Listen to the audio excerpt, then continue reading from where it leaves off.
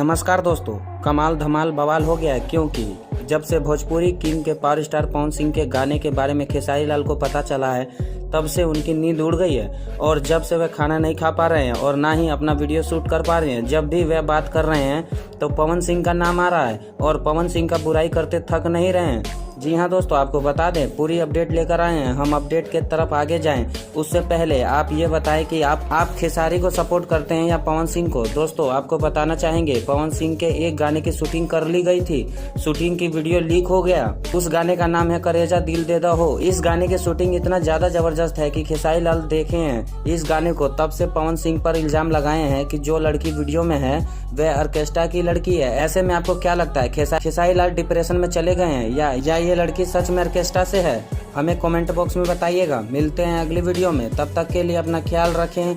धन्यवाद।